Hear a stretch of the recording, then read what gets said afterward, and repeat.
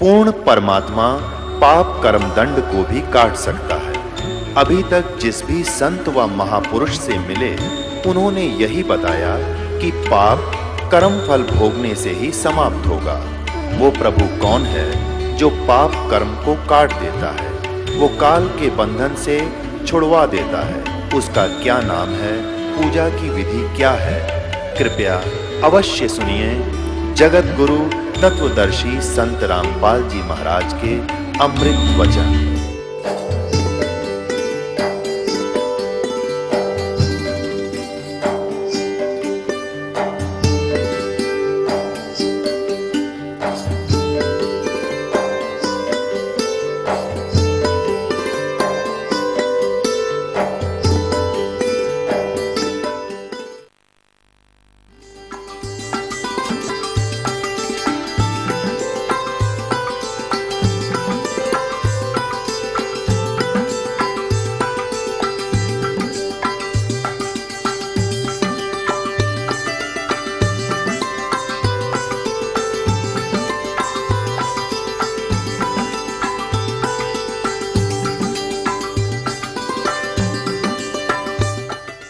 अब इस दास को वो ड्यूटी दे रखी है परमेश्वर ने, जैसे एक कुबाड़िया होता ना, कुबाड़िया, और वो क्या करता है, अपने नौकर को एक चुंबक दे देता है। चुंबक वैसे तो आम पा जाते हैं ना, पड़े गिरे हुए कोई लोहे के टुकड़े, उनको तो वैसे हाथ से उठा कर डाल लेता अपनी झोली में, और वो नौकर उसका कुबाड़िए का दिहाड़ी पे होता है। और उसको क्या करता है, मतलब दिहाड़ी का मतलब ऐसा जैसे उसको बता दिया इतना लोहा लिया होगा तुझे इतने किलो के इतने रुपये दे दूंगा, ऐसे। तो वो क्या करता है, एक चुंबक दे देता उस नौकर को और धागा बांध कर वो वहां पहुंचते हैं जहां ये इनकी दुकान होती है मिस्त्रियों की। मोटा मोटा लोहा तो वैसे उठा ले, कुछ रेत में भी कण पड़े हुए होते हैं लोहे के, वो चुंबक ऐसे रखते चलते हैं उन पे, और थोड़ी सी देर में देख लेते हैं, उनमें उतार कर उनको और फिर अपनी झोली में डालते चलते हैं। अब वहां तो वो कण लोहे के जर रहे थे, खत्म हो रहे थे और मिट्टी हो जाना था, फिर उसकी दोबारा मनमाने नया जीवन हो जाए, कोई चम्मच बन जाए, कोई नीडल सुई बने, और ना बेरा कोई थाली और कटोरा बन जाए, गिलास बन जाए, नवजीवन हो जाता है। ऐसे हम इस संसार काल रूपी के लोक में कुर्डियों पर यानी इस गंदे सथर पर जर रहे थे, और हमारी वास्तविकता, हमारा जो वास्तविक जीवन था, जो मूल श्वास पूंजी वो समाप्त हो रही थी। दास उस कबीर परमेश्वर कबाड़िए का नौकर भेज दिया उसने। अब जगह जगह जाकर ये अपना सत्संग रूपी वाणी वचन का एक चुंबक डाल रहे हैं, और जो हमारे सवजातीय होंगे सत्संग सुनकर तुरंत हमारे से चिपक जाएंगे और इनको नवजीवन मिल जाएगा। कबीर साहब कहते हैं कि हमारी बोली बोल है स्वदेशी मारा, जो हमारी बोली को पकड़ लेगा वो हमारे देश का है, यानी मेरे सतलोक चलने योग्य है। जैसे कोयल क्या करती है, कोयल क्या करती है, वो अंडे अलग से घोंसला बनाकर नहीं पैदा करती, क्योंकि कौवा जो होता है, कौवा उसके अंडों को खा जाता है, या दुर्बल को सबल हमेशा सताता रहता है। इस काल का ऐसा भयंकर रूल है इस गंदे लोक में, ये नियम है यहाँ का। अब वो इस डर के मारे जब मादा कवि कोई कहीं घोंसला बना रखा हो, उस मादा कवि के अंडे में अपने अंडे पैदा कर देती है। जब वो मादा कवि कहीं चुग्गा चढ़ने जाती है वो ताक में रहती है, और जब वो मादा कवि वापस आती है तो वो देखती है कि मेरे तो 2 अंडे थे, 2 किसके हो गए। अब वो फिर असमंजस में पड़ जाती, तेरे कौन से हैं और दूसरे किसके, नहीं तो वह पटक दे ठाकर नीचे। फिर इस असमंजस में कहीं तेरे वाले नीचे ना गिर जाए, वो चारों को परवरिश कर देती है, से देती है उनको, और जब वो बच्चे बन जाते हैं तो एक जैसे कति अंतर नहीं उनमें। और जब वो देखती रहती है कोयल दूर दूर से कि तेरे बच्चे कहाँ से हैं, जब वो बच्चे उड़ने लग जाते हैं ना, ऐसे दूर तक उड़ जाते हैं, फिर वापस आ जाते हैं, फिर उड़ जाते हैं, फिर वापस आ जाते हैं, वो देख लेती है कि ये परफेक्ट हो गए, पक्के खिलाड़ी हो गए, उड़ जाएंगे, तेरे साथ चल सकते हैं। तब कहते हैं दूर बैठ कर एक वृक्ष पे अपनी बोली बोलती है, कुहू कुहू कुहू। अब वो चारों बच्चों में तो जो कोयल के होते हैं ना, उनसे कनेक्शन है उसका, वो सब जाती है, उनके कान खड़े हो जाते हैं, ऐसे देखते हैं कहां से आ गई है प्यारी आवाज अपनी। तो उसी समय वो तो दोनों के दोनों उस कुहू कुहू की बोली को कैच करके ले के पकड़ के आंख सख्त होकर उसकी तरफ चल पड़ते हैं। और फिर वो कोयल उड़ के चल पड़ती है, कुहू कुहू करती हुई, वो पीछे पीछे चले जाते, दूर निकल जाती है। उधर से वो कवि कुछ देर तो उन बच्चों की तरफ भागती है कि मेरे बच्चे गए, मेरे बच्चे गए। फिर सोचती है ये तो गए सो गए, कहीं वो दूसरे वालों को कोई और ना खा जा, वापस चल। इस तरह वो पीछा छोड़ देती है। वो काग के तो रह जाते हैं और कोयल के पार हो जाते हैं। तो यहाँ बताते हैं कि हमरी बोली जोल है स्वदेशी हमारा, जो इस सत्संग को जो सुन लेगा, पकड़ गया इन बातों को, इस दास की 2-2, 3-3 घंटे जो परमात्मा की रजा से आपके लिए बोल रहा है, और जिसके समझ में आ गई कि वास्तव में कहानी तो सत्य है, तो वो हमारे हैं। और जो कहेंगे ये कह के उठ जा बुद्धू, कि वो तो निंदा करते हैं सबकी, वो तो बस निंदा करते, सत्संग थोड़े ही करते हैं, तो वो हमारे नहीं, वो काल के हैं, वो कव्य के हैं। तो इसलिए परमात्मा कहते हैं कि वो केशव, अब ये जो प्रवचन किए जा रहे हैं ना, वो परमात्मा और दोनों रूप डबल रोल बोल रहा है मालिक का, कि अब ये जो हमारी बोली बोल है स्वदेशी हमारा, क्या बताते हैं, हम पूर्व ठेठ के और उत्तर देश उतरंत, गरीबदास जीव दक्षिण के न्योनी संग चलंत। हम तो उस परम पिता के वहां से आते हैं, हमारा तो व्यवहार बेचारे से मिलता नहीं, अपने ढंग से रहते हैं। और ये लोग हो गए दक्षिण के, मांस मिट्टी खाना दक्षिण में है, ऊट पटांग करना, कहते ये लोग विकारी गणे हो गए। और हमारी बात न ये पकड़ते को ना, ये समझ नहीं पाते, इस योनि संग चलंत, इनमें आप विकार ने ठोक दिए काल ने, इसलिए सत्य मार्ग को ये स्वीकार नहीं कर पाते। कोई तो सत्संग सुनकर तो आते हैं, फार्म ले लूं, नाम लूंगा, और फार्म देख कर नियम नो के फिर देखेंगे, सत्संग तो बहुत बढ़िया, फिर देखेंगे, फिर के देखोगे जो गधे बन जाएंगे, फिर तो कुमार देखेगा 2.5 मन का बोरा कड़पे और लठ मारेगा। अब देखना जब देखा जाए तो कोई समय दिया हुआ परमेश्वर का।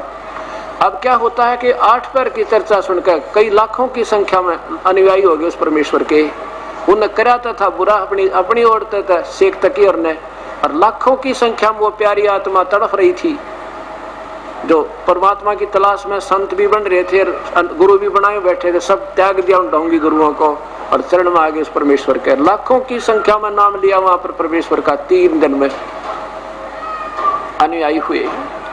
इसलिए कबीर साहब कहते हैं कि ठीक है, जो पुण्यात्मा जिन्होंने भक्ति नहीं मिली, इन गुरुओं का ना फंसा तो बढ़िया, वो घूमे जा से तीर्था पे की, तो वो भी अच्छी, वो तो शीघ्र मान जाते हैं। और जो इन गुरुओं का फंस गए ना, वो इनको वकील बनाए बैठे हैं, वो काल के झूठा ज्ञान भर के एंड बैंड बोले जा बेचारे। तो क्या बताते हैं परमात्मा के मेले ठेले जाइयो और मेरे बड़ा मिलाप, और पत्थर पानी पूजते हैं, कोई साधु संत मिल जाते कि जाते रहियो भगवान की तरफ ने, पर इन गुरुओं तो बचे रहियो। और जो गुरुओं से बचे हुए ना, वो जल्दी मान जाते हैं। और जो इन गुरुओं के अधूरे ज्ञान पर, क्योंकि उनके सुन उनकी व्याख्या उन जैसे हो जाता है इंसान।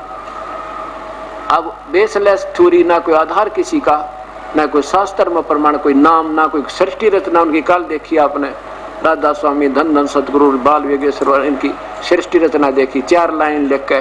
भगवान तब पहले भी निराकार था, आकार हुआ जो बिला सारी पृथ्वी बन गया, प्रकाश बन गया, ये सृष्टि रचना सुना जी, थरा गजब भैया, एक का बेरा ना बी का ना सी का, और बन बैठे लेक्चरार। अब तीसरे दिन सबको विदा कर दिया, सब लोग चले गए। कुछ एक व्यक्ति परमात्मा की वहां खड़े हैं, हजारों की संख्या में।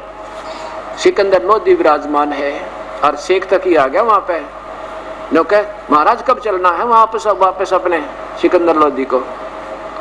तो सिकंदर लोधी कहने लगा, पीर जी कैसा लगा भंडारा, देखो कितना आनंद आया, प्रभु ने कितना कमाल करा। कबीर साहब ने मुंह चढ़ा कर नो कह, ऐसे भंडारे हम 100 कर दें, क्या भंडारा किया कि महोत्सव सा किया। तरह के जो वही है, महोत्सव किसे कहते हैं, जो किसी गुरु के द्वारा बताया जाए कि तुम्हारा देवता रुष्ट हो रहा है, उसके लिए एक छोटा मोटा ये धर्म करना पड़ेगा। या कोई पिता मर जाए, उसके लिए भाई ये तो कार्य जब पूरा होगा, जब यो इसका कि मैं 2 पैसे तुम कार्य कर दोगे, जब इसका बात बनेगी, ऐसे बकाते हैं गुरु लोग अज्ञानी। तो मजबूरी में तक ऐसा ही तक भंडारा होया करे। कपड़े भी से लाकर बोधे बोधे से, दक्षिणा भी से दिया कर, जो वो गिलास नोमो से हाथ पकड़ते हैं, मतलब वो दक्षिणा देते जो मोहुच्छा बोलते हैं उसको, भाई मजबूरी से में करना होता है। और भंडारा होती जग जोनार जिसके कई वर्ष में बाल छोरा होया हो लड़का, और उसके लिए फिर खुले जुलते भंडारे करो खूब ठाठ ठाठ, या किसी राजा का राज तिलक हो अपने बेटे के का, और राजा का घर में बालक हो जाए, उसको कहते हैं जग जोनार करी है। तो गरीबदास जी कहते हैं कि पुण्यात्मा बड़े जो महान आत्मा थी वो तेन्यों कहते हैं भाई ऐसा भंडारा, ओए होए ऐसा जग जोनार राजा लोग नहीं कर सकते, आज तक भंडारा नहीं देखा, ऐसा पवित्र भोजन भाई ऐसे ठाठ कर दिए, क्या बात की। और शेख तकी जैसे नीच ने क्या किया भंडारा, हम सो कर दें ऐसे ऐसे, ये तो महुच्छा किया इसने, महुच्छा सा कर रहा था। तो गरीबदास जी कहते हैं कोई कहे जग जोनार करी, कोई कहे महुच्छा, बड़े बड़ाई करते हैं ये गाली का डे ओछा। परमात्मा कहते हैं कोई कहे जग जोनार करी, कोई कहे महुच्छा, ये बड़े बड़ाई करया करेंगे गाली का डे ओछा। ओछे जो होते हैं स्वयं नीच होते हैं, वो कभी किसी की प्रशंसा नहीं कर सकते, वो दोष निकाल सकते, और जो पुण्यात्मा होती हैं वो हमेशा बड़ाई किया करती है। अब जब ये बात कही बताते हैं, शेख तकी गूंगा हो गया, अंत आ लिया था उसका, सतगुरु ने कुछ नहीं किया, ना वो बुरा चाहते क्योंकि उसको मालूम था, लेकिन उसके कर्मों के आधार पर जीवन भोग भोगना पड़ता है। कहते हैं गूंगा हो गया, कति जुबान बंद होगी उसकी। और फिर क्या होता है, इतने में सारा सामान समेट के और बैलों के ऊपर रख के और बैल चालते कर दिए केशव के आदेश तय। बंजारे साथ में कई हजारों की संख्या में वो बैलों के साथ आए हुए सतलोक की आत्माएं, और सतलोक से वो आत्मा बैल बना के लाए मालिक, वहां जाके फिर वो वैसे ही जो आत्मा उनकी वहां वास्तविक शरीर पर मनुष्य जैसा 16 सूर्य जितना शरीर, तो ये दूसरा और तेज पुंज का शरीर बनाकर आ जाते हैं, बना देते हैं परमात्मा इनका। तो बैल भी और बंजारे भी सारे चल पड़े, इस गंगा उसमें भरी चल रही थी और चल पड़े। तो आगे दरिया एकदम गंगा बिल्कुल घुटनों पानी हो गया, एकदम नीचे आ गई, उतर गई। और देख रहे हैं सभी, ये भी तक तो ये इतनी खूंखार ढंग से चल रही थी, बहुत गहरी दरिया है वहां पर बनारस में, हम देख आए। और उसमें से जब सब निकल गए ना, वो बंजारे और बैल पार हो गए, इतने वेग से फिर फुल स्विम होगी, फुल भर गई।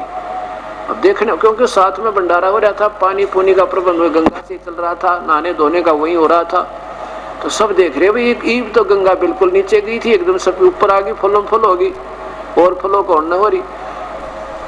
तो फिर सिकंदर लोधी और सबकी दृष्टि गिरी एकदम, क्या हो गया कि भर के आ गई, कहाँ भर के आ गई, भर गई पूरी। और वो कहाँ गए बंजारे और बैल, देखे वहां परली साइड में कोई भी कौन दिखाई दे। अरे 9 लाख बैलों की लाइन ला के देखो, मेरे ख्याल में 6 घंटे तक देखते रहना, खड़े होकर वहां तक दिखाई देंगे, इतनी लंबी हो जाती है।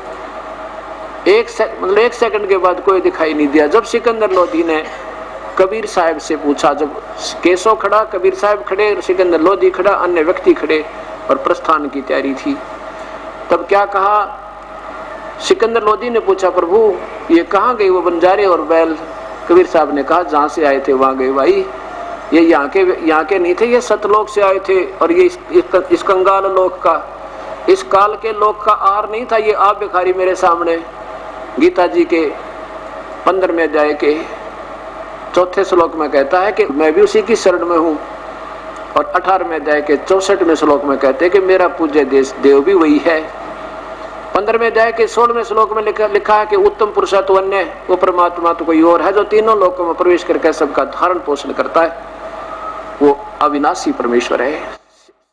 जब कबीर साहब और गोरखनाथ की गोष्ठी हुई थी, जब परमात्मा ने अपना उसका वास्तविकता दिखाई थी, जब कहा था, कबीर साहब ने कहा था तेरा ज्योत स्वरूपी अलख निरंजन वो भी जपता ध्यान धरता ध्यान हमारा, तेरा यो ज्योत निरंजन निराकार भगवान जिसे तुम निरंकार कहते हो, जो ब्रह्म कहते हो, कहते ये मेरे सामने भिखारी मेरा आगे हाथ जोड़े खड़ा मेरी पूजा करता है। और खुद 18वें अध्याय के 64वें श्लोक में ये गीता बोलने वाला भगवान ब्रह्म कहता है कि मेरा पूज्य देव भी वही परमेश्वर है। ये तेरे लिए बताता हूँ अर्जुन, ये गुप्त से गुप्त भेद बता रहा हूँ तेरे को, मैं भी उसी की पूजा करता हूँ। ये कबीर परमेश्वर है। बोलो सतगुरुदेव की।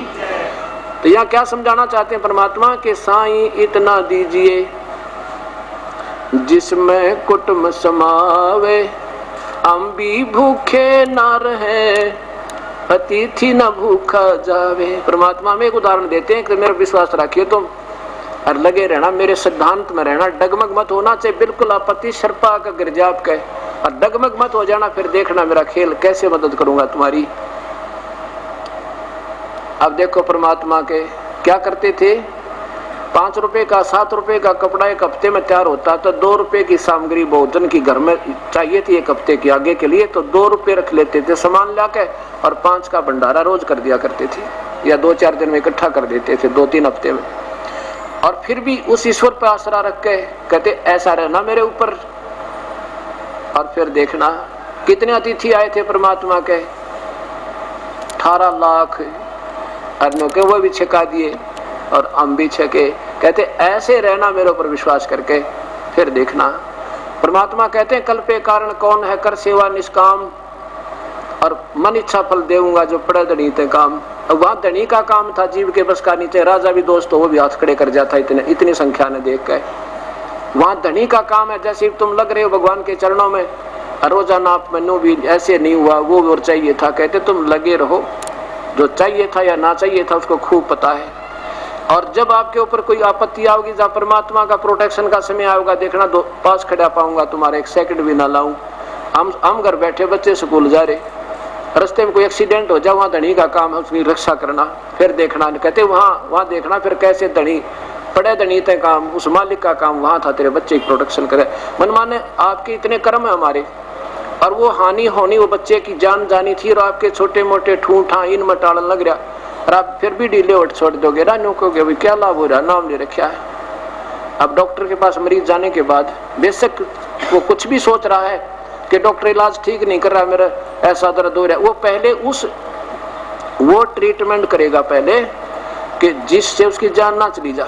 बाकी छोटी मोटी पीड़ा तो बाद में ठीक करेगा कि इसको होने दे, वो इलाज पहले करेगा जिससे जान ना चली जा। ग्लूकोज चढ़ाओगा, खून चढ़ा देगा उसके, और दर्द के एक आधा इंजेक्शन ला देगा ना, फिर भी होता फिर भी कोई बात नहीं। तो इसलिए परमात्मा आपको वो प्रोटेक्शन पहले देगा जिससे आपका बहुत भयंकर नुकसान होना था। और फिर हमारा तो ऊंट जैसा स्वभाव हो गया कलयुग में, ऊंट के ऊपर जब भार धरे ना, जब तो रोवे रोवे क्योंकि भाई वजन डाला उस पर करे, और उतारे जब भी उसने ये नहीं मालूम ये तेरा भला हो रहा है बुरा। अब वजन डाला जा रहा तो चलो स्वाभाविक वो रोना ही ठीक, उसका उतारे जब भी रोया करे वो, क्योंकि उसको आप ही नहीं मालूम तेरा भला हो रहा है बुरा हो रहा है। तो अब हम ऐसे डर चुके हैं इस काल के दबाव में, इतने भयंकर हो गए, इतना हमारे अंदर दुष्प्रभाव बन गया इसके दुखों का। जैसे कुत्ते का लठ मार देना, लठ, और फिर वो बेचारा कहीं बैठा हो ना, उसका कोई वैसे भी कहीं से ऐसे कर दे दूर, तो जब उठ नहीं सकता वो वहीं ऐसे करने लग जाता है, उसका लगा भी नहीं और निकट भी नहीं, पर भय गणा हो गया। ऐसे आज आपके साथ इस काल ने इतने पीड़ित कर रखे हम कि सतगुरु की संरक्षण माने के बाद भी छोटे मोटे वैसे ना भी हो ना, फिर भी शंका तो भी डरे जाएंगे हम, हवे कदे नहीं हो जाए परमात्मा के बच्चा बाहर गया था नहीं हो जा, तो हम इतने डरा रखे इसने, पर होगा नहीं, ये चिंता मत करना। ये समर्थ पर परमात्मा पूर्ण ब्रह्म सारी सृष्टि के रचना कुल मालिक है। ये कबीर साहब जो काशी में आए थे। बोलो सतगुरुदेव की जय। परमपिता परमात्मा पूर्ण ब्रह्म सारी सृष्टि के रचनहार कुल मालिक अनंत कोटि ब्रह्मांड के स्वामी कुल धनी कबीर परमेश्वर की असीम कृपा से इस पवित्र नगर नरेला के अंदर ये विशाल सत्संग का तृतीय दिन है। आज सुबह के सत्संग में जिन पुण्यात्माओं ने सत्संग को सुना, उसमें कबीर परमेश्वर की महिमा का, उनकी समर्थता का और उनके ऊपर आश्रित होने से किस प्रकार हमें लाभ होता है, उन पर विश्वास करने से, करके उनकी भक्ति करने से कितना लाभ होता है। जिसमें आपको ये सत्संग सही समझ में आ जाएगा, ये सतगुरु का ज्ञान, उसमें अपनी सतीथि ऐसी हो जाएगी आपकी जैसे परमात्मा कहते हैं कि अपनी महिमा आप बताते हैं कि जब तुझे ज्ञान हो जाएगा प्यारी आत्मा, फिर तेरी स्थिति ऐसे होगी। कैसे? क्या सोचा करेगा तू? बंदी छोड़ दयाल जी। बंदी छोड़ माने बंधनों के शत्रु, बमबारी। बमबारी माने बंधनों का शत्रु, अरि माने शत्रु, बम्भर माने बंधन, कर्मों के बंधन में फंसे हुए काल की जाल में छुटाने वाले बंदी छोड़ कबीर परमेश्वर। तुम तक हमारी दौड़, हमारी दौड़ आप ही तक होगी और कोई ठिकाना हमें दिखाई नहीं देगा।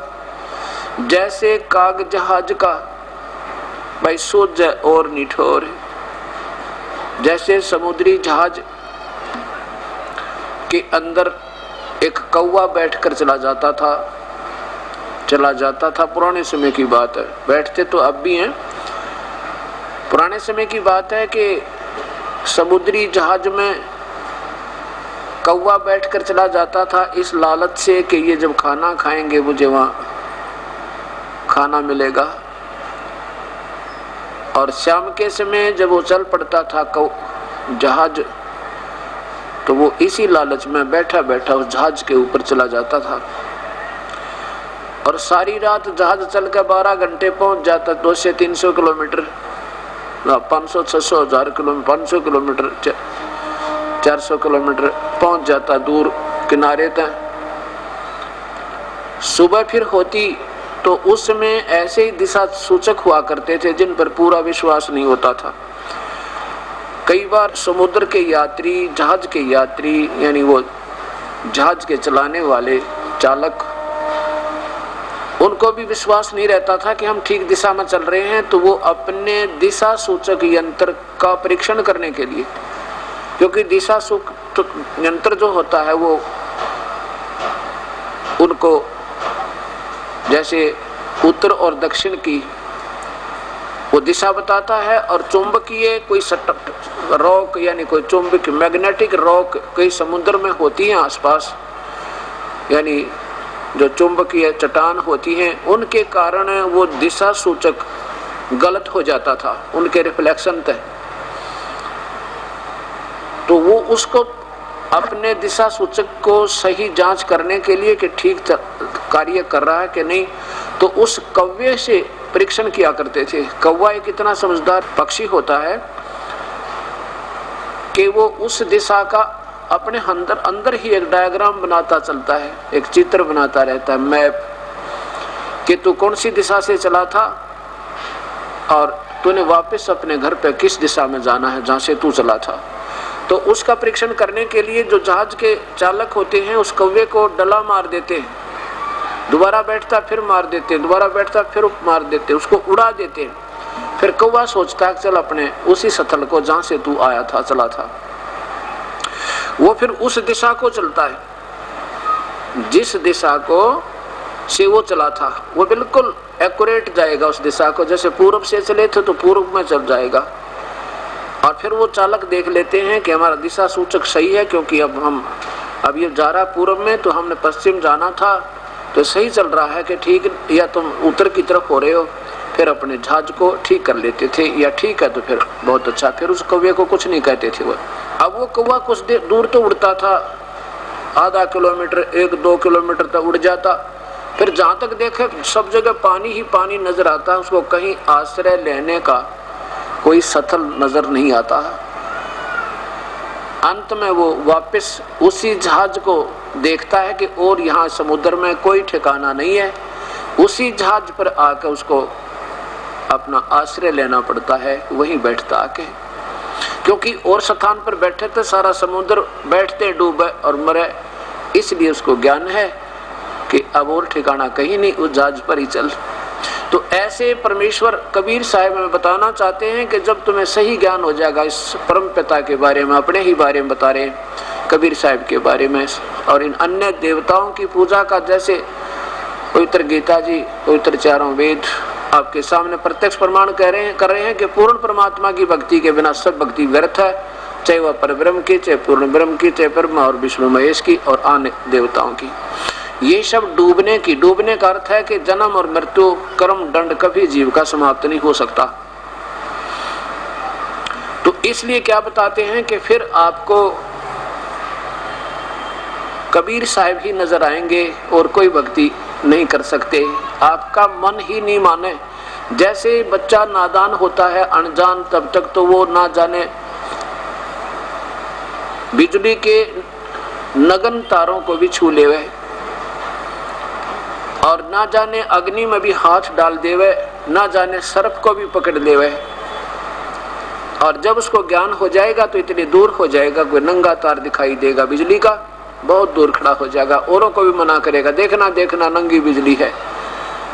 और सर्प दिखाई दे जाए तो बहुत दूर भाग जाएगा, औरों को भी कहेगा वहां सर्प था, सर्प था। क्योंकि अब उसको ज्ञान हो गया कि कितना भयंकर जानवर है ये सर्प और कितनी खतरनाक ये बिजली है जो नंगे तार को छू लिया है। ठीक इसी प्रकार जब आपको ज्ञान हो जाएगा तो आन उपासना और आन संत के जो दिया जा रहा भक्ति विरुद्ध, शास्त्र विरुद्ध साधना आप स्वप्न में भी नहीं देख सकते, बल्कि दूर भाग जाओगे, ये तो बात बिगाड़ देंगे। तो ऐसे परमात्मा कहते हैं कि फिर तुम्हें ऐसे प्रार्थना करना कि हे बंदी छोड़ दयाल जी, तुम तक हमारी दौड़ और जैसे काग जहाज का सूझ और निठोर। अब पुण्यात्माओं जो सत्संग में आते हैं, प्रभु की तलाश है, उनको इतना तो ज्ञान हो चुका है कि परमात्मा की भक्ति के बिना इस जीव का ये मानव शरीर व्यर्थ है। अब इस मानव शरीर से भक्ति करनी चाहिए तो कैसे करें, वो कौन सी विधि है उस परमेश्वर को पाने की। जब तक आपको ये सत्संग, जिसको हम सत्संग कह सकते हैं, अब सत्संग का अर्थ होता है केवल सत्य ज्ञान हो, असत ना हो, उसे सत्संग कहा जाता है। जब आप सत्संग में आओगे, जिसे सत्संग कहते हैं, सत्संग सुन लोगे और सत्संग में सुनने से आपको ज्ञान होगा कि जो भक्ति तुम कर रहे हो वाकई ठीक है या गलत है, तो फिर आप अपनी मंजिल की तरफ अपनी दिशा ठीक करके और फिर जितनी स्पीड से यानी जितनी शीघ्रता से जो चल सकेगा उतनी ही मंजिल उसकी निकट हो जाएगी। अभी तक तो हम अनजान पने में कोई किधर दिशा बता देता उधर भाग लेते हैं, कोई इधर बता देता उधर भाग लेते हैं, कोई पूर्व बताता, कोई पश्चिम, कोई उत्तर या कोई दक्षिण, तो हम भाग रहे हैं। इसलिए हमारा वो जो सफर है वो ज्यों का त्यों है। गरीबदास जी कहते हैं, घर ही कोस 50 पड़त हैं ज्यों तेली का बैला। अब जैसे तेली के बैल को, तेली का बैल कैसा होता था कि पहले एक कोल्हू होता था, कोल्हू, और उसमें तेल निकाला जाता था। तेली एक बैल को जोत कर और उसको सुबह चला देता था और वो केवल उसी कुछ अक्षेत्र में एक राउंड, एक गोलाकार में चक्कर लगाता रहता सुबह से लेकर शाम तक, और बहुत स्पीड से भी चलता है तो भी, धीरे धीरे चलता तो भी, और वो उस ज्यादा से ज्यादा वो 200 फुट की परिधि में और वहीं चक्कर लगाता रहता सुबह से लेकर शाम तक, अर्थात एक कदम भी बाहर नहीं जा पाया। ऐसे ही पूर्ण परमात्मा की भक्ति के बिना असंख्य युग हो गए हमने इस काल के कोलों में जड़े हुए। यहाँ साधना की, जैसे शास्त्र अनुकूल वेदों अनुसार भी साधना की, तो कहाँ पहुंचे? ब्रह्मलोक में। वहाँ एक महास्वर्ग है, महास्वर्ग में जाकर के अपनी पुण्य कमाई को समाप्त किया। फिर कहाँ पहुंचे? नरक में। और उसके बाद कहाँ पहुंचे? 84 लाख योनियों में पशु बने हम। और फिर कभी कोई पुण्य बचा हुआ था तो फिर चल पड़े अपना, फिर कभी मानव शरीर हुआ। मानव शरीर भी हमारे पुण्य भाग है, कोई हमें भक्ति सत मिल जावे, जैसे ब्रह्म तक की साधना वेदों अनुसार भी मिल जाए तो भी धन्य है। और उसके विपरीत हमें नीचे की साधनाएं दी जा रही थी, जैसे ब्रह्मा विष्णु महेश तक की। जैसे एक संसार रूपी वृक्ष का उदाहरण देते हुए गीता जी के 15वें अध्याय के 1, 2, 3, 4 और 5 श्लोक में बताया, ऊपर को जड़ तो पूर्ण परमात्मा और नीचे को तीनों गुण रूपी शाखा। कौन से गुण? रजगुण ब्रह्मा, सतगुण विष्णु, तम गुण शिव जी। ये तीनों टहनियां हैं और जड़ पूर्ण परमात्मा है। तो हमने भक्ति रूपी पौधा जो बीजना होगा तो कैसे बीजना चाहिए था? अब देखिएगा, ये ऊपर को जड़ वाला, नीचे को तीनों गुण रूपी शाखा वाला। ऊपर को जड़ तो पूर्ण परमात्मा है, नीचे को तीनों गुण रूपी शाखा है, रजगुण ब्रह्मा, सतगुण विष्णु, तम गुण शिव जी। और ये तना इसका अक्षर पुरुष है, यानी ये परब्रह्म है, और ये एक डार इसमें से निकली है, ब्रह्म है, क्षर पुरुष है। और ये तीनों देवा शाखा हैं। गीता जी के 7वें अध्याय के 12 से लेकर 15 तक श्लोक में ये मना किया है कि तीनों गुणों की पूजा नहीं करनी चाहिए, ये मूर्ख लोग करते हैं। और उनको क्या संज्ञा दी है परमेश्वर ने। अब जब हम इसको पढ़ते हैं और पहले हम यही किया करते थे, तो हमें अब इतना डर लगता है परमात्मा या क्या बनती है हमारे साथ, जैसे उन नादान संतों के, मूर्ख संतों के पीछे लग गए और वो पूजा कर रहे थे जो गीता में मना था, पवित्र शास्त्र में मना था, तो संविधान तोड़ रहे थे। अब देखिएगा, तीनों गुण, रजगुण ब्रह्मा है, सतगुण विष्णु। देखो पुण्यात्माओं, एक बच्चा स्कूल में पढ़ता है और सारा वर्ष वही सिलेबस बार बार रिवाइज करता है, और जो ध्यान पूर्वक उसको बार बार करता है तो सफल हो जाता है। तो ये पहली पढ़ाई शुरू हुई आपकी, इसमें जितनी बार सुनोगे उतना ही आनंद आना चाहिए और ज़्यादा इंटरेस्ट होना चाहिए। वही रोजाना पढ़े को आया करते टीचर, पहले रोज करने पड़ते थे, सुबह आते ही शाम ले भी। देखो नीचे देखिएगा, तो ऐसे इसको बार बार रटना पड़ेगा, क्योंकि आप विद्यार्थी सिलेक्ट हो गए इस प्रभु के पानी वाली यूनिवर्सिटी में, स्कूल में। अत देवी भागवत माँ भागवतम सभाष टीकम सहमातम खेमरा श्री कृष्ण दास प्रकाशन बम्बई। इसके तृतीय सकंद में देखिएगा, रजगुण ब्रह्मा है, सतगुण विष्णु, तमगुण शिवजी। अथ श्री देवी भागवते भाषा टीका युक्ते तृतीय सकंद प्रारंभते। ये दूसरा ऊपर समाप्त हुआ, तीसरा आज यहाँ प्रारंभ हुआ। इसमें ये 7वां श्लोक है, खत्म हुआ 8वां। हे माता, यदि हमारे ऊपर आप सदा दया युक्त हो तो हमको तमोगुण में, शंकर जी कह रहे हैं, मुझे आपको तमोगुण किस प्रकार प्रदान किया, ब्रह्मा रजोगुण और हरि सतगुण क्यों बढ़ा दिया। अब देखो नीचे 8वां संस्कार देखो, यदि दया धर्मना नसदाम्बिक के कथम अहम विहित अहम मन में तमोगुण बना दिया। क्यों तमोगुण बनाया, विहिता मैंने बनाया, प्रदान कर दिया। कमल जय, कमल से उत्पन्न होने वाले अर्थात ब्रह्मा जी को रजोगुण संभव, रजोगुण बना दिया। क्यों बना दिया। और सुवित किमु सतोगुण हरि, और विष्णु को आपने सतोगुण क्यों बना दिया। इति सिद्धम के रजगुण ब्रह्मा है, सतगुण विष्णु, तमगुण शिव जी। अब इसके साथ साथ आप शिव पुराण और देखिए इन्हीं गुणों के विषय में कि रजगुण, ये तीनों ब्रह्मा विष्णु महेश में गुण है, और इनका पिता ये काल जो है ये गुणातीत है। ये श्री शिव महापुराण गीता प्रेस गोरखपुर से प्रकाशित।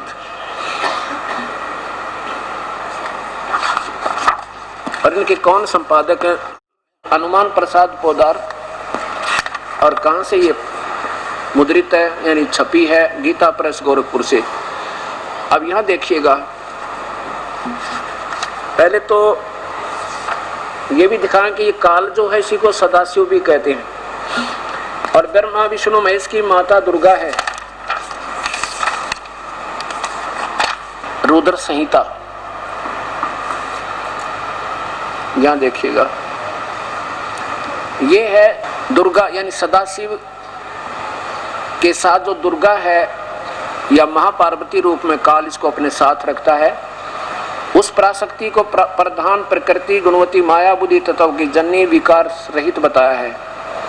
वह शक्ति अंबिका कही गई है, उसी को प्रकृति सर्वेश्वरी त्रिदेव जननी, तीनों देवताओं की मां, ब्रह्मा विष्णु महेश की माता जननी, नित और मूल कारण भी कहते हैं। सदाशिव द्वारा प्रकट की गई उस शक्ति की 8 भुजाएं हैं। त्रिदेव जननी कौन है, ये दुर्गा है।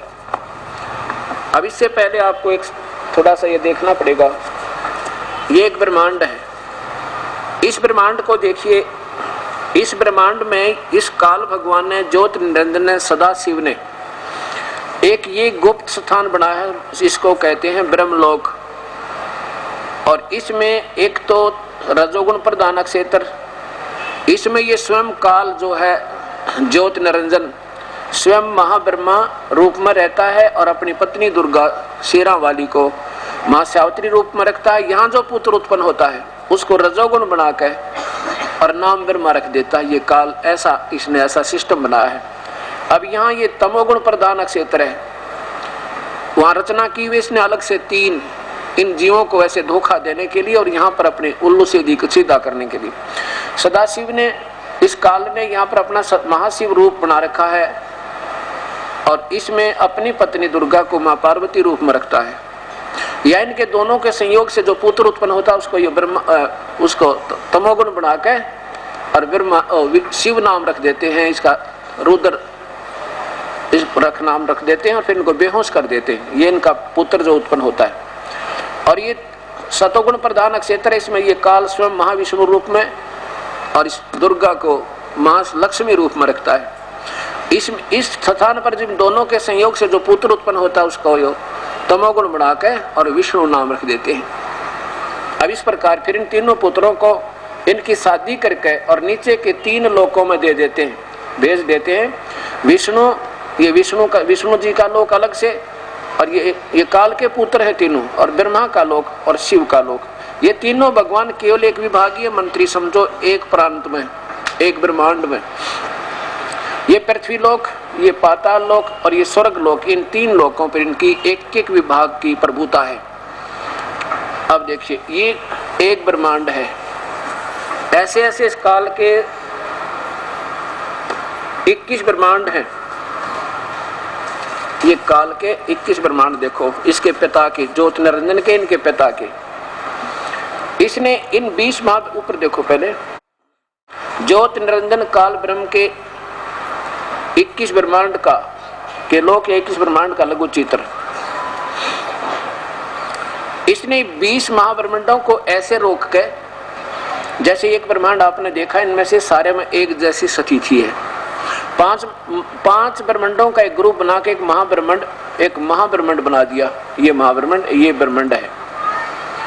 ऐसे ऐसे ये 4 महाब्रह्मांडों में 20 ब्रह्मांडों को रोक के 21 में महाब्रह्मांड तुल एक स्थान लेकर यहाँ इसने अलग से अपनी राजधानी बनाई है। जब नीचे के यहाँ तक के ये सब कई बार समाप्त हो जाते हैं, ये बहुत देर में समाप्त होता है ये क्षेत्र। तो इसमें एक नकली सतलोक, नकली अलखलोक, नकली अगमलोक, नकली अनामीलोक, इन प्राणियों को धोखा देने के लिए न रची हुई है। इसी प्रकार यहाँ पर इस काल ने एक ब्रह्मलोक, ये महास्वर्ग बनाया है एक ब्रह्मांड में। इसमें भी आगे जाके ऐसे एक नकली सतलोक, अलखलोक, अगमलोक, अनामी लोक की रचना इस जीवों को हर ब्रह्मांड में धोखा देने के लिए। और जब ये 20 ब्रह्मांडों का विनाश हो जाएगा फिर इनको यहाँ धोखा देने के लिए यहाँ रच रखे। और ये सोचते हम सतलोक पहुंच गए, बस मान ले पिछली किसी की पुण्य कमाई है ऋषि की, अब तो शास्त्र विरुद्ध कर रहे हैं, अब तो सीधे नरक में जाएंगे। पिछली फिर भी कोई कमाई किसी की बची हुई होगी तो उनको यहाँ छोड़ देगा और 12 को यहाँ सेलेक्ट कर लेगा वो। अभी ये 12 को तो यहाँ भेज दिया, बाकी और 12 यहाँ सेलेक्ट कर लिए। अगले कलयुग में उनको यहाँ दुखी भ्रमित करने के लिए चारों युगों में भरमाता रहेगा।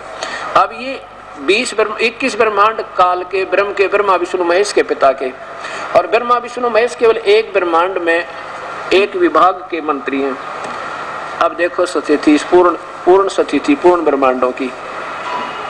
ये पूर्ण ब्रह्म है, एक सतलोक का मालिक, असंख्य ब्रह्मांडों का कुल स्वामी, और इसी के अंतर्गत ये अलखलोक, अगमलोक और अनामी लोक, ये स्वयं ही इनका सबका कंट्रोलर। इनका नाम कबीर देव है।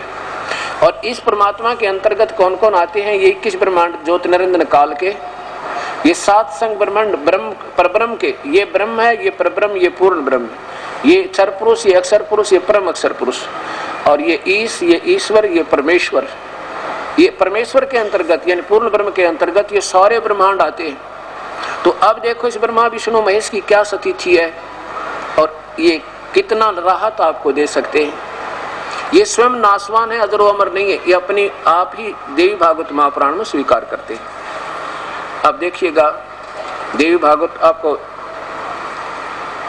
अब देखिएगा ये आपको दिखाते हैं, ये शिव महापुराण जिससे प्रसंग चल रहा था। अब आपके समझ में आओगे ये काल जो है स्वयं सदाशिव कहलाता है। यही शिव महापुराण जो अभी आपको दिखाया था और गीता प्रेस गोरखपुर से प्रकाशित है। इसका रुद्र संहिता ये काल भी कहलाता है। और नीचे आओ उधर, वहीं से फिर ये जो काल के साथ दुर्गा रहती है जो सदाशिव। अब ये शिव महापुराण कहाँ से प्रारंभ हुई? इस काल से, सदाशिव से, ज्योति निरंजन से, ब्रह्म से, और समाप्त होती है इसके पुत्र त्रिलोकीय पुत्र शिव की लीलाओं पे। अब ऐसे समझना, अब ये दुर्गा की महिमा है, या महापार्वती समझो चाहे दुर्गा समझो, उस पराशक्ति को प्रधान प्रकृति गुणवती माया बुद्धि तत्व की जननी विकार रहित बताया है। वह शक्ति अंबिका कही गई है, उसी को प्रकृति, प्रकृति शब्द याद रखना, गीता के 14वें अध्याय के अंदर काम आओगा कि प्रकृति मेरी पत्नी है, काल कहता है, और मैं इनका पिता हूं, और इसी से तीनों गुण रजगुण ब्रह्मा सतगुण विष्णु तम गुण शिव जी की उत्पत्ति हुई है। सर्वेश्वरी और त्रिदेव जननी ब्रह्मा विष्णु महेश की माता है। नित्य और मूल कारण भी कहते हैं। सदाशिव द्वारा प्रकट की गई उस शक्ति की 8 भुजाएं हैं। यह भी स्पष्ट कर दिया कि 8 भुजाएं हैं, कोई शंका में ना रह जाए। आगे देखो, अब ये जो सदाशिव यानी काल हैं, वे उनको परम पुरुष ईश्वर शंभु, शिव शंभु और महेश्वर भी कहते हैं। वे अपने सारे अंगों पर भस्म रमाए रहते हैं। उन काल रूपी ब्रह्म ने, अब इसको काल भी कहते हैं और ब्रह्म भी कहते हैं, ब्रह्म ने एक समय शक्ति के साथ, ये नाथ नहीं है, इस मिसप्रिंट है, साथ शिवलोक नामक अक्षेत्र का निर्माण किया था, यानी तमोगुण प्रधान अक्षेत्र बनाया था। उसको उत्तम काशी कहते हैं, वो सब के ऊपर विराजमान है। वे प्रिया और प्रियतम दोनों पति पत्नी के रूप में, शिव और ये महाशिव रूप में ये काल और महापार्वती रूप में दुर्गा पति पत्नी के रूप में वहां रहते हैं।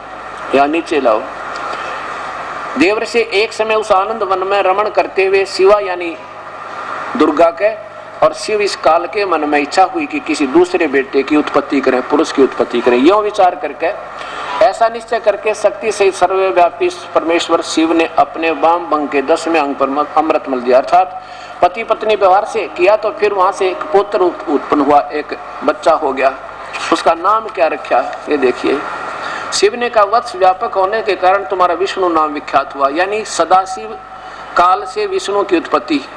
आगे देखो, ब्रह्मा जी बोल रहे हैं इस पुराण को, तो अपने पुत्र नारद को कहते हैं कि तत्पश्चात कल्याणकारी परमेश्वर शाम सदाशिव ने पूर्ववत जैसे विष्णु उत्पन्न किया, तो मुझे भी उसी प्रकार से मेरी भी उत्पत्ति की, अर्थात मुझे भी उत्पन्न किया। महेश्वर ने मुझे भी उत्पन्न किया। इससे सिद्ध हो गया कि ब्रह्मा विष्णु महेश के माता पिता हैं, दुर्गा तो इनकी माँ है और काल इनका पिता है। और अब ये असमंजस में पड़ गया ये इस शिव पुराण का राइटर लेखक के शिव से शिव की उत्पत्ति कैसे लिखूं, ये गोलमोल कर दिया। यहाँ तो कर दिया, अब वो 6वां अध्याय चल रहा था, अब 9वें अध्याय में देखो आपका क्लियर कर दिया, स्पष्ट कर दिया। ये 9वां अध्याय समाप्त हो गया। यहाँ देखो, इस प्रकार ब्रह्मा विष्णु और रुद्र इन 3 देवताओं में गुण हैं, परंतु शिव गुणातीत माने गए। अब ये 3 तो ब्रह्मा विष्णु महेश इनमें गुण, और ये काल, ये शिव कौन है, ये काल, ये इनसे न्यारा रहता है। अभी आपके सामने आया था कि वो काल इनसे अलग रहता है। अब ये क्या सिद्ध हुआ कि ब्रह्मा विष्णु महेश के माता पिता हैं, और साथ में ये अविनाशी नहीं है, अजरो अमर नहीं है, ये तो नासवान है। देखिएगा देवी भागवत महापुराण गीता प्रेस गोरखपुर से प्रकाशित, इनके अनुवाद करता यानी संपादक हैं हनुमान प्रसाद पोदार चिमन लाल गोस्वामी, और गीता प्रेस गोरखपुर से इसके मुद्रित है। इसके 3रे स्कंद में केवल थोड़ा सा दिखाऊंगा कि ये कहता, भगवान विष्णु कहता कि मैं अजरो अमर नहीं हूं, हम तो नासवान हैं, और केवल माता तू ही अविनाशी है। ये 3रा स्कंद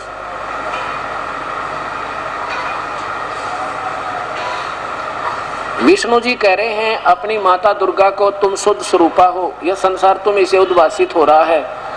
मैं ब्रह्मा और शंकर तीनों आपकी कृपा से ही विद्यमान, यानी हमारा जन्म हुआ है आप ही से। हमारा तो आविर्भाव मन जन्म, तिरोभाव मन मृत्यु होता है, केवल तुम ही नित्य हो, जगत जननी हो, प्रकृति और सनातनी देवी हो। फिर देखो, मैं ब्रह्मा और शंकर, विष्णु जी कह रहे हैं हम तो सभी तुम्हारी कृपा से विद्यमान हैं, हमारा आविर्भाव और तिरोभाव हुआ करता, केवल तुम ही नित्य हो, जगत जननी हो, प्रकृति और सनातनी देवी हो। आगे शंकर जी कहते हैं, भगवान शंकर बोले, देवी यदि महाभाग विष्णु तुम्हें से प्रकट हुए हैं, तो उनके बाद उत्पन्न होने वाले ब्रह्मा भी तुम्हारे बालक हुए, फिर मैं तमोगुणी लीला करने वाला शंकर क्या तुम्हारी संतान नहीं हुआ, अर्थात मुझे भी उत्पन्न करने वाली तुम ही हो। इसे दोनों महापुराणों ने यानी पवित्र शास्त्रों ने प्रमाण कर दिया कि ब्रह्मा विष्णु महेश काल के और दुर्गा के पुत्र हैं, ये जन्मते और मरते हैं, ये अविनाशी नहीं है। अब आपको एक महापुरुष का विवरण दिखाता हूं। ये देखिएगा, आदरणीय श्री सुधांशु जी महाराज, ये भगवान शिव को अपना इष्ट मानते हैं और ये वेद सरिता। इसके प्रश्न नंबर 113 पर चलिए। ये क्या कहते हैं, ये क्या कहते हैं, पंख पर। अब इन महापुरुषों के ये लतीफेदार डायलॉग हैं, ये जीव को आकर्षित करते हैं। पाप पंख में खिलते कमल, जैसे फिल्मी डायलॉग होते हैं ना, इस तरह। अब क्या बताते हैं देखिएगा, इस भगवान शिव के बारे में, जो स्वयं वो तो कहते हैं मैं नाशवान हूं, और ये क्या कहते हैं, हे सच्चिदानंद घन स्वरूप, हे अजन्मा, तेरा कोई जन्म नहीं, तेरी मात पिता नहीं, अनंत निर्विकार सर्वाधार सर्वेश्वर सर्वव्यापक अभय सर्वांतर्यामिन, हे अजर अमर नित्य पवित्र शुद्ध बुद्ध मुक्त स्वभाव, संसार के कण कण में जर्रे जर्रे में बसने वाले प्रभु, इस संसार के प्रत्येक पदार्थों में, प्रत्येक वस्तु में, हर स्थान पर मैं आपकी महिमा, आपके नियम, आपकी व्यवस्था कार्य कर रही है। अब क्या हो गया, अब देखो, अब ये क्या बताते हैं, वेद में कहते हैं भगवान शिव की पूजा बताई है। ये कौन है वो शिव? देखो क्या कहते हैं, ये शिव ही मृत्युंजय है। मृत्युंजय माने अजरो अमर, जिन्होंने मृत्यु जीत रखी है, कभी नहीं मरेंगे। और अब देखो, ये ऊपर देखो पूरा, ये शिव जी वही काल के पुत्र। नीचे देखो, हे भगवान शंकर, मंगल दाता, कल्याण प्रद, सौभाग्य को देने वाले आशुतोष, जो शीघ्र प्रसन्न हो जाएं। भगवान शंकर ने अपने माथे पर चंद्र को धारण किया है, प्रतीक है शीतलता का। जीवन में आगे बढ़ने के लिए आवश्यक है कि माथे पर शीतलता रहे, लेकिन भगवान शंकर ने गले में सर्पों की माला डाली है। गले में सर्प उनका आभूषण है। यह इस बात का प्रतीक है कि जीवन में ये लोग, वे लोग भी हैं जो विषैले लोग हैं। प्रेम ही उनकी ऐसी चीज है, एक ऐसी चीज है जो संसार को बांध सकता है। प्रेम में का व्यवहार अगर संसार में किया जाए तो विषैले लोग भी व्यापक आपके गले में क्या आभूषण बन सकते हैं। भगवान शंकर का एक रूप और भी है। जब उन्होंने महादेव कहा गया समुद्र मंथन में के अवसर पर, जिन्होंने अमृत पिया था, उससे वे सब के देव कहलाए, और लेकिन भगवान शंकर ने विष पिया था, वे महादेव कहलाए। आगे देखो, शंकर भगवान सबके कल्याण की कामना करते हैं, सबको समृद्धि देते हैं, लेकिन स्वयं त्याग से युक्त हैं। इसलिए उस मंगल में प्रभु को याद करते हुए श्रद्धा भाव से हमेशा उनका नाम उच्चारण कीजिए, यानी उन्हें की जाप कीजिए। अब यहाँ देखो, वेद में जिस मंत्र पर हम विचार कर रहे हैं वह वेदों में अनेक स्थानों पर स्थलों पर आया है। जन समाज इस मंत्र को श्रद्धा भाव से मृत्युंजय, महामृत्युंजय मंत्र के रूप में याद करता है। भगवान ने हमें इस मंत्र में जीवन की महान शिक्षा दी है। वेद के ऋषियों ने अपने भगवान के समक्ष श्रद्धा भाव से की कामना की। नीचे देखो, भक्त कहता है कि मैं संसार के स्वामी महेश्वर भगवान का, इनकी सोच देखो, वेदों में कहते हैं मैं महेश्वर भगवान, ये काल के पुत्र को भगवान का ध्यान करता हूँ। जिनका ध्यान, जिनकी साधना, जिनका आशीर्वाद मनुष्य को पुष्टि प्रदान करता है, अर्थात जिसे व्यक्ति को फलदाता फलता है, सुगंधित कीर्ति आदि करता है। आगे देखो, नीचे देखो, उन्नति दें और मेरी कीर्ति संसार में फैले। भक्त कहता है, हे भगवान शंकर, हे भगवान, मुझे संसार से बंधनों से ऐसा मुक्त कर दो जैसे डाली पर लगा हुआ फूल फल पकने पर के बाद अपने आप उससे मुक्त हो जाता। इसी प्रकार मैं संसार से मैं ज्ञान से, वैराग से, विवेक से पक कर जीवन की डाली से मुक्त हो जाऊं। अब आगे देखो, मृत्यु से दुख, मृत्यु से यानी मुझे मृत्यु से भी दुख दूर कर देगा, मेरा जन्म मरण नहीं होगा आपकी कृपा से। दुख से मुझे मुक्त करना, मुझे जन्म मरण से तो दुख दूर कर देना, फिर मैं ना मरूं। मृत्यु से, दुख से तो मुक्त करना, लेकिन अमृत से नहीं, अपने अमृत धाम से भगवान मुझे दूर नहीं करना। अमृत धाम, अमृत धाम माने जो कभी ना मरने वाला अमर लोक, उस शिव के लोक को ही अमर लोक है। और शिव जी आपका, मैं नासवान, हमारा जन्म मृत्यु होता, हम तो सताई है नहीं। तो ये आप देखो, वो क्या कहते हैं कि मृत्यु से, दुख से मुझे मुक्त कर देना, लेकिन अपने अमृत से नहीं, अपने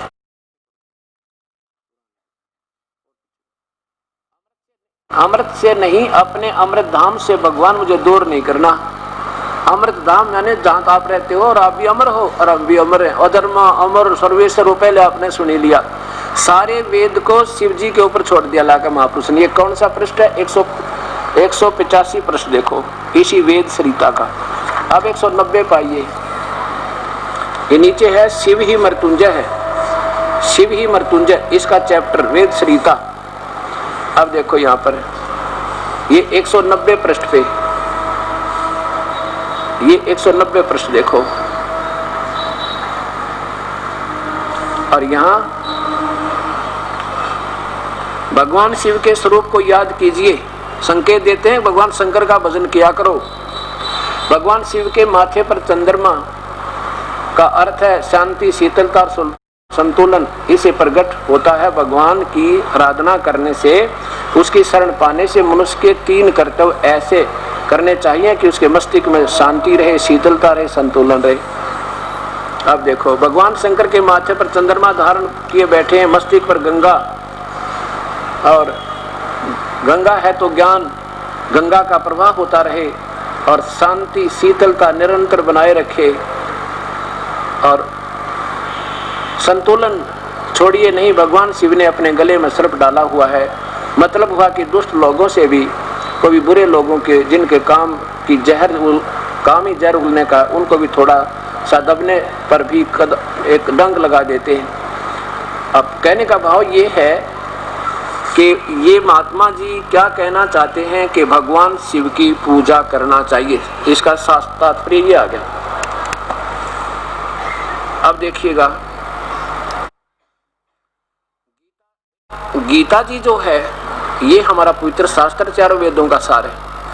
और गीता जी में इन ब्रह्मा विष्णु महेश की पूजा को मना किया, और स्वयं शिव जी कहते हैं उस परमात्मा की भक्ति करनी चाहिए, मेरी नहीं। आप योग वशिष्ठ देखिए पहले, और फिर आपको ये पवित्र शास्त्र गीता जी आपके सामने प्रत्यक्ष प्रमाण देगा। सचित्र योग विशिष्ट महारामायण द्वितीय खंड, और ये कहां से प्रकाशित है ये भी देखिएगा।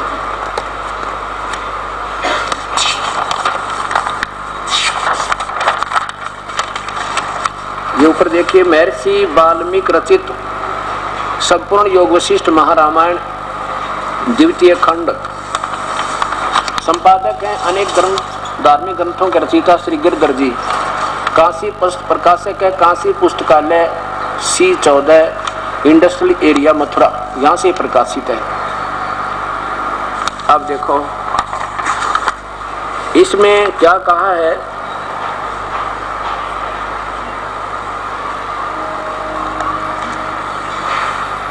ये प्रश्न नंबर 592। श्री महादेव जी ने कहा, मेरे से उस समस्त जगत स्वरूप मणि को पटरी में परम चेतन सर्वेश्वर परमात्मा में उनकी शक्तियां प्रत्यक्ष आविर्भूत होती हैं। अब यहाँ देखो,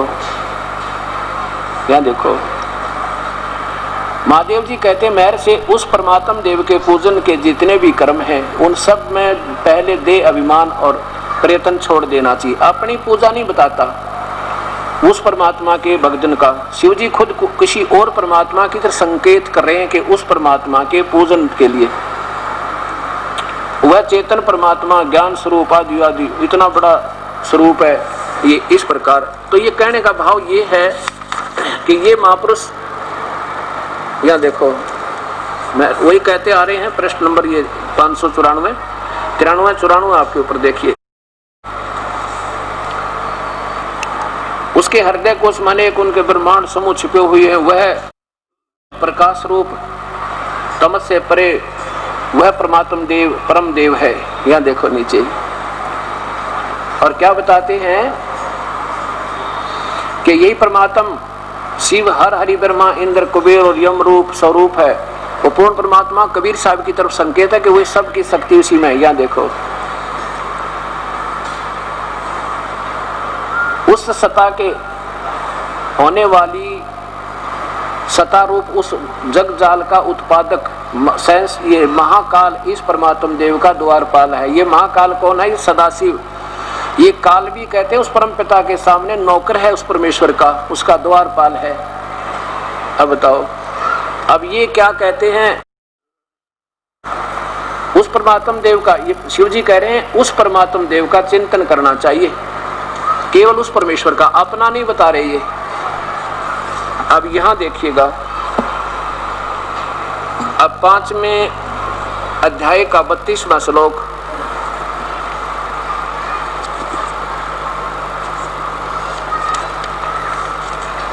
हाँ 7वें अध्याय का 12 से लेकर 15वां श्लोक आपको दिखाते हैं। अब ये स्पष्ट हो गया कि तीनों गुण रजगुण ब्रह्मा है, सतगुण विष्णु, तमगुण शिव जी। ये पवित्र गीता, ये पवित्र शास्त्र गीता जी, श्रीमद् भगवत गीता,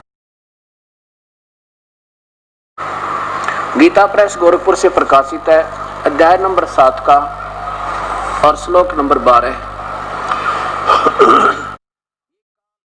ये सदाशिव ज्योत निरंजन कह रहा है ब्रह्म, और भी जो सतगुण से उत्पन्न होने वाले भाव हैं और जो रजगुण से और तमगुण से, सतगुण से तो जीवों की सतिथि विष्णु का गुण है, विष्णु जी के द्वारा, और रजगुण ये ब्रह्मा और तमगुण शिव जी। इन तीनों से जो भी होता है सत, यानी जीवों की उत्पत्ति, सतिथि और संहार, उन सबको मुझसे ही होने वाला जान, क्योंकि इस ब्रह्म ज्योत निरंजन सदाशिव महाकाल को श्राप लगा हुआ है।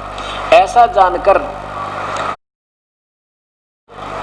जान, परंतु मैं उनमें नहीं और वे मुझ में नहीं, क्योंकि ये काल इनसे बाहर रहता है। ये ब्रह्मा विष्णु महेश तो गुण है, क्योंकि ये सांकेतिक शास्त्र है, चारों वेदों का एक सार समझो, तो इसमें सांकेतिक शब्द ज्यादा है। यहाँ देखिए 13 में, गुणों के कार्य रूप सात्विक, राजस और तामस, यानी ब्रह्मा विष्णु महेश की पूजा में इन तीनों प्रकार के भाव से सारा संसार प्राणी समुदाय मोहित हो रहा है। इन गुणों से, तीनों गुणों से परे मुझ अविनाशी को नहीं जानता।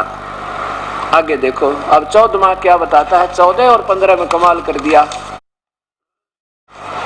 7वें अध्याय का 14वां श्लोक, क्योंकि ये अलौकिक अर्थात अति अद्भुत त्रिगुण में मेरी माया, ब्रह्मा विष्णु महेश के द्वारा फैला गया ये जाल सतिथि, संहार और मृत्यु इसका उत्पत्ति का, और इन्हीं से मिलने वाली अक्षणिक राहत, सांसारिक सुख, और फिर थोड़ी सी देर स्वर्ग, और फिर 84 लाख योनियों में प्रताड़ना, ये त्रिगुण में मेरी माया, ब्रह्मा विष्णु महेश के द्वारा मिलने वाली राहत, और इन्हीं पर आश्रित पूजा करते हैं जो लोग, ये बड़ी खतरनाक है। जो पुरुष, जो व्यक्ति मुझको निरंतर भजते हैं, वे इस माया का उल्लंघन कर जाते हैं, अर्थात जो मेरी पूजा करते हैं ब्रह्मा विष्णु महेश से ज्यादा राहत पाते हैं। आगे देखो 15वें में लिखा है कि माया के द्वारा जिनका ज्ञान हरा जा चुका है, ओए होए होए, वे राक्षस स्वभाव को धारण किए, यानी माया माने तीनों गुण ब्रह्मा विष्णु महेश की पूजा में जो सीमित हैं, इन्हीं से मिलने वाली अक्षणिक राहत में जिनका ज्ञान हरा जा चुका, वो आसुर स्वभाव को धारण किए हुए, मनुष्यों में नीच, ओए होए, आसुर माने राक्षस स्वभाव को धारण किए हुए, और कति निकम्मी आत्मा, और बुरे कर्म भक्ति के दुष्कृत्य दूषित कर्म करने वाले मूढ़ा मूर्ख लोग। ये ब्रह्म बोलता है कि मुझे भी नहीं बचते। आप देखिएगा, इधर तो आदरणीय सुधांशु जी भगवान शिव की पूजा के लिए भक्त समाज को आरूढ़ कर रहे हैं, और स्वयं भगवान शिव कहते हैं कि मेरी पूजा ठीक नहीं भाई। और गीता जी में परमात्मा कह रहा है कि वो तो नीच आत्मा है जो ब्रह्मा विष्णु महेश तक की पूजा पर आश्रित बैठे हैं, वो राक्षस बताए। जैसे रावण ने भगवान शिव की पूजा की थी, ऐसे ही जैसे इन्होंने अपना वेदों को, जैसा इनकी समझ में वेद 7 जन्म नहीं आ सकते।